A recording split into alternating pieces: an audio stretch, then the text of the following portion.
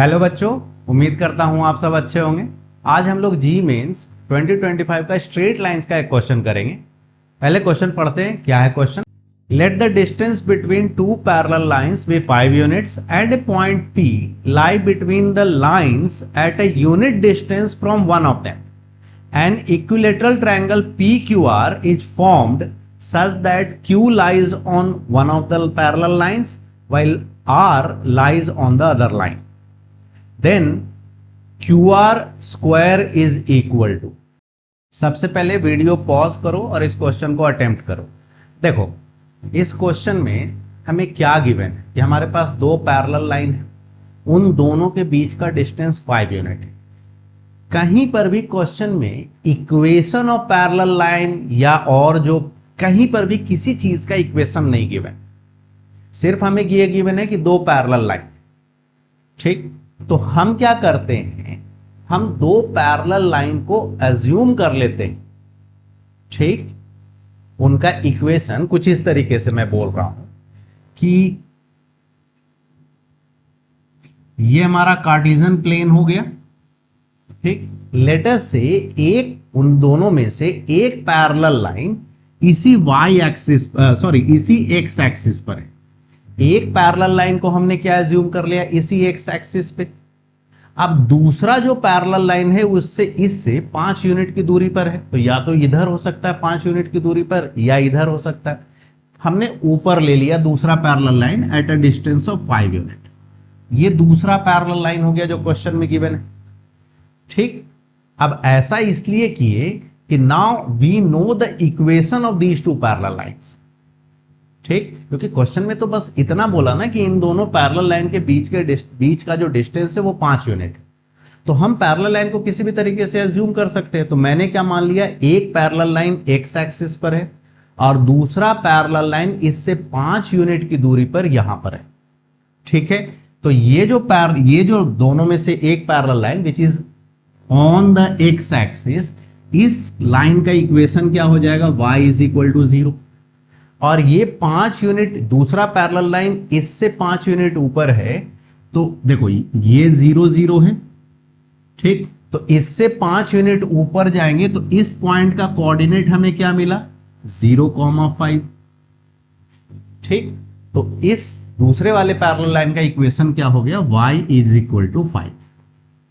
ठीक, अब सेकेंड चीज, एक पॉइंट P लेना है यहां पर इन दोनों पैरेलल लाइन के बीच में, सच दैट उस पॉइंट का एक पैरेलल लाइन से डिस्टेंस 1 यूनिट है। तो मैं कहीं और ना लेकर मैं y एक्सिस पे वो पॉइंट ले लेता हूं। तो लेट अस से P पॉइंट यहां है, ये इस पैरेलल लाइन से नीचे वाले पैरेलल लाइन से 1 यूनिट की दूरी पर है, तो इसका कोऑर्डिनेट क्या हो गया, 0,1। ठीक, ये 1 यूनिट का डिस्टेंस, ये 4 यूनिट का डिस्टेंस, क्योंकि टोटल डिस्टेंस कितना है, 5। ये टोटल डिस्टेंस 5 यूनिट, ये 1 यूनिट, तो ये हो गया हमारा 4 यूनिट। ठीक है, अब हमें दो और पॉइंट लेने हैं, एक Q और एक R, जो इन दोनों पैरेलल लाइन पर है। लेट अस से कि हमने एक पॉइंट यहां ले लिया Q और एक पॉइंट यहां ले लेते हैं कहीं R। एक पॉइंट हमने Q ले लिया नीचे वाले पैरेलल लाइन पे और ऊपर वाले पैरेलल लाइन पे एक पॉइंट R ले लिया। ठीक, इनको ज्वाइन करने से, PQR को ज्वाइन करने से हमें जो ट्रायंगल मिला, this triangle is an equilateral triangle. ठीक है, और हमें इसी QR लेंथ का स्क्वायर का वैल्यू बताना है। क्वेश्चन क्लियर हो गया? अब देखो यहां पर वी कैन ऑल्सो, अब Q और R का कोऑर्डिनेट भी हम एज्यूम कर सकते हैं। Since Q is on, Q जो है वो कहां पर है, एक्स एक्सिस पर, ये वाला पैरेलल लाइन पर है और ये पैरेलल लाइन एक्स एक्सिस पर है। तो Q का कोऑर्डिनेट क्या हो गया, Q का coordinate let us assume a,0। Q का कोऑर्डिनेट हमने ये एज्यूम कर लिया। R इस पर है, इस लाइन पे y इक्वल टू 5। तो R का कोऑर्डिनेट हमें x कोऑर्डिनेट नहीं पता, y कोऑर्डिनेट तो पता ही है। इस लाइन पर y इक्वल टू 5 वाले लाइन पर कोई भी पॉइंट लोगे तो उसका y कोऑर्डिनेट 5 होगा। ठीक है, x कोऑर्डिनेट हमें नहीं पता, तो लेट अस से b, 5। एक्स कोऑर्डिनेट हमने बी एज्यूम कर लिया, वाई कोऑर्डिनेट तो सिंस y इक्वल टू 5 पर है तो y कोऑर्डिनेट 5 हो गया। यहां तक क्लियर हो गया। अब ये देखो मैं इस ट्रायंगल को कुछ ऐसे बना रहा हूं, P यस ऐसे बना ले, PQR। ठीक, हमें P का वैल्यू पता है, मतलब P का कोऑर्डिनेट पता है 0,1, Q का कोऑर्डिनेट है a,0 एंड R का कोऑर्डिनेट है b,5। And since triangle PQR is an equilateral triangle, तो ये तीनों एंगल क्या है, π/3, π/3, π/3 एंड π/3। ना अब हमें ट्रायंगल मिल गया, एक अच्छा सा ट्रायंगल है इक्विलैटरल ट्रायंगल। कोऑर्डिनेट भी हमने मार्क कर लिया, P का 0,1, Q का a,0, R का b,5। नाउ अब हम इसको कॉम्प्लेक्स नंबर से जा सकते हैं, जिसमें रोटेशन थ्योरम है, उससे चलते हैं। तो इसको कॉम्प्लेक्स नंबर के रोटेशन थ्योरम से हम लोग आगे प्रोसीड करेंगे इस क्वेश्चन को बनाने के लिए। सबसे पहले रोटेशन थ्योरम समझते हैं कि होता क्या है। जैसे अगर मेरे पास ये एक लाइन है, लेट अस से AB, ठीक है, और मुझे AB लाइन को रोटेट करना है, ठीक है, AB को रोटेट करना है let us say anticlockwise में by an angle theta. Anticlockwise में हम AB को रोटेट कर रहे हैं एंटी क्लॉकवाइज डायरेक्शन में बाय एन एंगल थीटा, ठीक, सच दैट ये रोटेशन के बाद ये जो लेंथ है ये वही रहे, मतलब AB को ही हमने रोटेट किया तो लेंथ तो चेंज होगा नहीं। एंड लेट अस से ये रोटेट होके AC बन गया, हमने AB को रोटेट करके कहां तक ले गए, AC, एंटी क्लॉकवाइज डायरेक्शन में by an angle theta. Now अगर मुझे वेक्टर AC लिखना है, ठीक, तो I can write it AC vector is equal to AB vector into EI theta, AB vector into EI theta. जो वेक्टर रोटेट हो रहा है उसको EI, E का पावर I, और थीटा क्या है, जिस एंगल से रोटेट कर रहे हैं वो थीटा है। तो अगर मैं जिस वेक्टर को रोटेट कर रहा हूं उस वेक्टर को इस EI थीटा से मल्टीप्लाई कर दें, तो रोटेशन के बाद जो नया वेक्टर है, मतलब इसका जो नया पोजीशन है, उसका हमें वेक्टर मिल जाएगा। AB का रोटेशन, AB रोटेट होके कहां पहुंचा, AC बना, तो AC वेक्टर अगर हमें फाइंड करना है तो AC वेक्टर हम फाइंड कर सकते हैं with the help of vector AB, और वो किस एंगल से रोटेट हो रहा है वो। अगर यही मैं रोटेशन क्लॉकवाइज करूं, मान लो मैं AB को क्लॉकवाइज रोटेट करूं, और लेटेस्ट से हमने AD बनाया और clockwise rotation bye an angle alpha. अब AB को अगर क्लॉकवाइज रोटेट करके AB को AD पर ले गए तो वेक्टर AD क्या होगा, vector AD is equal to AB vector into EI minus alpha. Change क्या हुआ ध्यान से देखो, अगर एंटी क्लॉकवाइज रोटेट कर रहे हैं बाय एन एंगल थीटा तो यहां थीटा है, और अगर इसको क्लॉकवाइज रोटेट कर रहे हैं बाय एन एंगल अल्फा तो यहां है माइनस अल्फा, पावर में माइनस अल्फा हो गया। ये चीज क्लियर हुआ, जिस वेक्टर को रोटेट कर रहे हैं उस वेक्टर को मल्टीप्लाई कर देना है EI थीटा से, इफ थीटा पॉजिटिव है, क्योंकि हमने रोटेशन, इस केस में हमने रोटेशन एंटी क्लॉकवाइज लिया है। अगर क्लॉकवाइज कर रहे हैं तो अल्फा, क्लॉकवाइज कितने डिग्री से किया हमने, अल्फा एंगल से, तो यहां माइनस अल्फा लिखना है। ये तब एप्लीकेबल है, रोटेशन वाला ये कॉन्सेप्ट तब लगेगा जब रोटेशन के बाद AB और AC का लेंथ सेम हो, मतलब मैग्नीट्यूड सेम। अगर मैग्नीट्यूड डिफरेंट है तो ये नहीं लगेगा, उसके लिए कोई और है। तो यहां पर मैं किसी एक, मान लो मैंने PQ को रोटेट किया, PQ को रोटेट करके PR बनाए, ठीक, तो यहां पर PQ और PR का तो लेंथ सेम है। क्यों? क्योंकि ये गिवन है कि PQR is an equilateral triangle. तो अगर PQR इक्विलैटरल ट्रायंगल है तो मैं PQ को रोटेट करूं बाय एन एंगल, कितने डिग्री का एंगल है, 60 डिग्री। अगर PQ को 60 डिग्री से रोटेट करेंगे तो PR मिल जाएगा।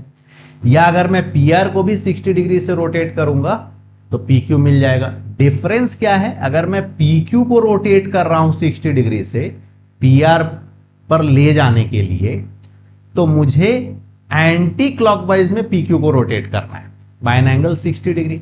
लेकिन अगर पी आर को रोटेट करते हैं by an angle 60 degree in clockwise direction, तब पी क्यू मिलेगा। तो हम पी आर को पी क्यू की हेल्प से लिख सकते हैं या फिर पी क्यू को पी आर की हेल्प से लिख सकते हैं यूजिंग रोटेशन थ्योरम। ठीक है, तो आई कैन राइट, देखो मैं यहां लिख रहा हूं कि मैं पी क्यू को रोटेट कर रहे हैं। लेट्स टेक पॉजिटिव एंगल के साथ चलते हैं, एंटी क्लॉकवाइज रोटेशन करते हैं। तो पी क्यू को रोटेट कर रहे हैं, पी आर तक ले जाएंगे बाय एन एंगल 60 डिग्री। ये एंगल हमें पता है ना दोनों के बीच का।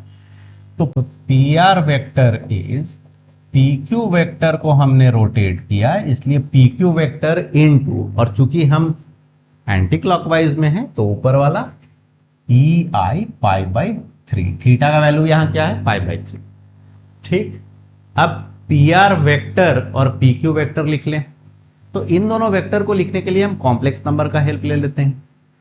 तो पी आर, अगर ये पी आर लिखना है तो हम कैसे लिख सकते हैं, जैसे अगर कॉम्प्लेक्स नंबर पी पॉइंट पे जो कॉम्प्लेक्स नंबर है वो क्या है, पी पॉइंट पे जो कॉम्प्लेक्स नंबर है, let us name it Z1, Z2 and Z3। हमने तीनों पॉइंट पर पी क्यू आर पर जो कॉम्प्लेक्स नंबर है उसको हमने Z1, Z2, Z3 से रिप्रेजेंट कर दिया।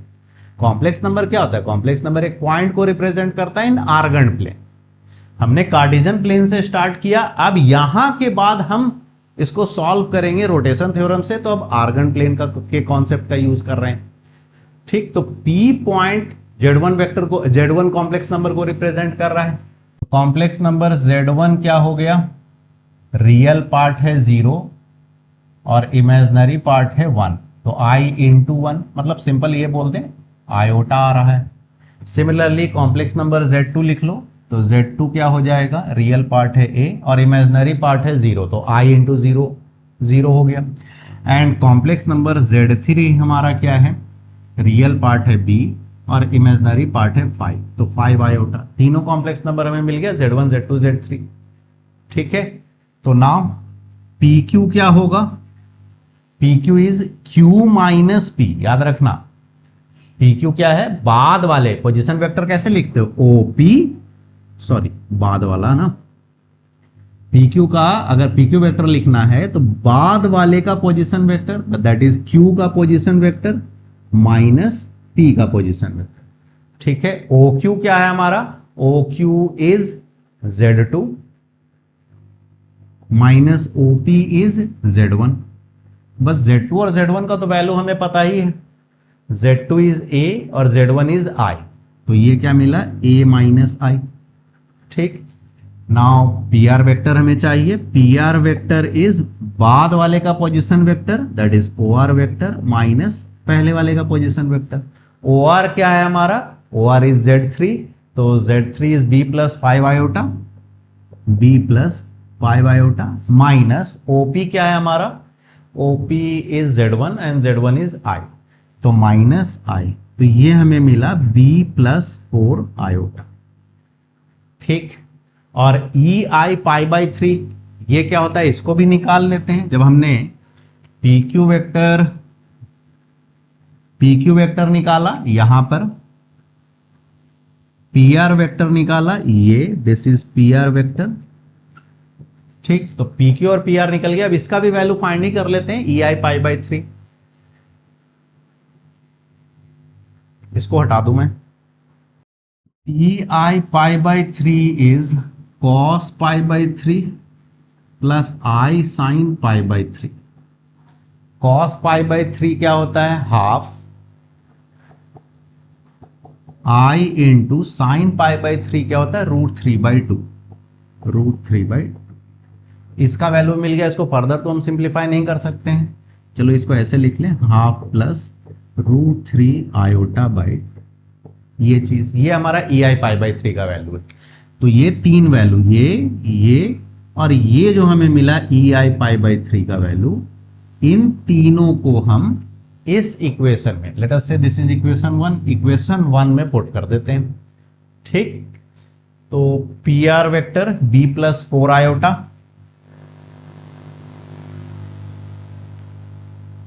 B plus 4 iota, this is equal to P Q vector A minus iota, A minus iota, and E I pi by 3 is half plus root 3 iota, half plus root 3 iota by 2। ठीक, चलिए अब इधर थोड़ा solve कर लें। तो a into half मैं directly लिख दूं, a इंटू हाफ मतलब रियल पार्ट क्या आ रहा है उसको मैं एक साथ लिख देता हूं, और इमेजिनरी पार्ट क्या आएगा उसको एक साथ। तो a by 2 and this will give plus root 3 by 2, और आयोटा के साथ आएगा minus half and plus root 3 a by 2। ठीक, तो इधर जब मल्टीप्लाई करेंगे तो रियल पार्ट हमें ये मिलेगा, और आयोटा के साथ जो मिल रहा है वो इमेजिनरी पार्ट है। बस अब कंपेयर कर लो b प्लस 4 आयोटा, इधर का रियल पार्ट क्या है b, और इमेजिनरी पार्ट क्या है 4, उधर का रियल पार्ट क्या है ये, और इमेजिनरी पार्ट क्या है ये। ठीक, तो QR का वैल्यू खोजने के लिए एक काम करते हैं, QR बोले या PQ बोले या PR बोले, तीनों तो सेम लेंथ का है। हमें फाइंड क्या करना है, we have to find QR square.